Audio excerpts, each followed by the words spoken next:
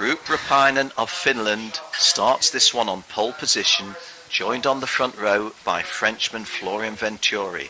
You're looking at Axel Charpentier on the inside of row 2 from the onboard camera of Kaio Collet. We're racing, and Ruuprapainen from pole position is going to convert that pole position to an early lead with Axel Charpentier going through with him. Axel Charpentier involved in an earlier shunt today, or just on the fringes of it, but not showing any signs of any problem there. Cart number 171, Axel Charpentier, the draw. Oh, just glancing round. Yeah, were you giving me a tap, Kaio? Well, don't. But just in front of him, Ruuprapainen. So Ruuprapainen 1, Axel Charpentier 2, and Kaio Collet in third place. Kaio Collet been driving in KF Junior this season for the CIK classes, was also driving in the Academy Trophy. And a quick word with Darryl, the change from the CIK classes to Rotax, a significant change? Tyres, mate, being the main thing. Okay, a little bit of performance, but the grip level is definitely different. A bit of adaptation occurs both ways, going to there and coming back. So, you know, he's doing a good job out there at the moment with Kyle. But my sort of naive thinking was, if you're racing in all categories, you're all-round education gains. Yeah. Anyway, the end of the opening lap of 15, and pleased to say we got the first call right, with Ruuprapainen winning from Axel Charpentier. And there's the change. There's the change that you see, the Finn Ruuprapainen conceding the lead to Axel Charpentier at the start of row 2. Behind this front running 3, behind Kaio Collet, is Ramirez Barrero of the United States. Little glance over his shoulder by Ruuprapainen, and Jules Bollier, who I mentioned started the pre-final last, is now running 5th in the final. Florian Venturi from the outside of the front row going through in 6, and the driver behind him, Harrison Thomas, going through in 7. And again, Darryl, it really is a little bit of a lottery when you start these races from the outside of the front row or second. Yeah, it's a tough call, especially, you know, this track being so fast at the end of the straight. You want to get onto the inside line. But, you know, the guys, this was probably one of the better starts of the weekend. It was quite nice, everyone on the track, so fantastic. Well, the juniors have given us in the heats a couple of bit of a tap. And there goes Ruuprapainen bidding to take the advantage back from Axel Charpentier, and if I've read that correctly, has done so. Yes, he has. Ruuprapainen going back into the lead. Axel Charpentier now in sound. We've lost a couple of our front runners, and one of those I think might have been Ramirez. No, it wasn't. Harrison Thomas perhaps, or Scott Simmons. Might have been one of the Brits that we saw in the red race suit. Wow, how close is this? Well, the front running 3, people often saying you don't win the race in the opening couple of laps, but I guess when you're as tight as this in the front running 3, you've really got to try to make the advantage count. If you're going really like a bomb, but still being held back in third place, the others are going to catch up. Yeah, you need to go. Yeah, sorry to interrupt, Ken. If you don't pass, you're going to get past. But these 3 guys in front here, if they can work smart, they'll pull ahead from 4th. So they just got to play the game smart out there. Yellow flag. So then bit of a hitting up the front. Very tight into here. Yeah, Ramirez Barrero, the guy involved with a little touching. I'm not portioning blame anywhere. Just saying where the touch It's all bunched up again now. Yeah, so just your point being made, isn't it? Yep.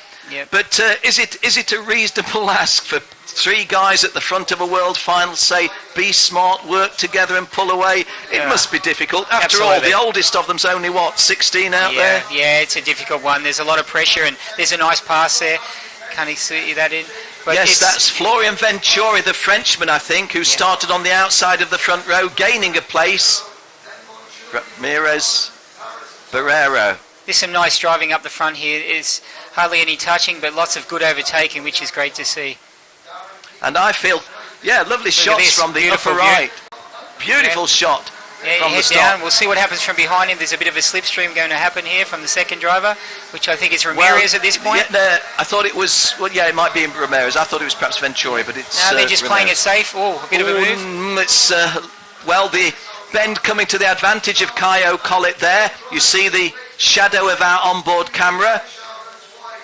It's not that I'm a favourite of, it's not that he's a favourite of mine, Kaio Collet. I just don't want anybody carrying our cameras to have misfortune and come and say, hey, it's because I carried your camera. And he's about to surrender the lead. Nice move. And a nice piece of driving by Ramirez Barrero of the United States. Not a big mistake by Collet. A nicely worked move by Ramirez Very Barrero. much. He set him up for that tight left hand. It was a beautiful move. Didn't touch him, so very well done. Top three there, a bit of a gap to fourth, Kenny. So there was obviously some overtaking back there, but 1 and 2, bit of a gap to 3, and then you've got, there's a good second and a half to fourth position. So well, that's nice. significant what you're saying, because the fourth place driver is Root Rapanen, who was on pole position and initially led the race. Yep. So at this early stage, the poleman and early leader in danger of dropping a bit away. Yep. It's a 15-lap race. We're just about at the 1/3 race distance. He doesn't want to ship any more distance, never mind any more spaces, any more places. Absolutely. So 1 and 2 doing a good job out in front, Ramirez and Collet. Venturi trying to get some momentum and catch up to those guys, and a big gap through to 4th and 5th. So this is shaping up to be a very good dogfight up the front.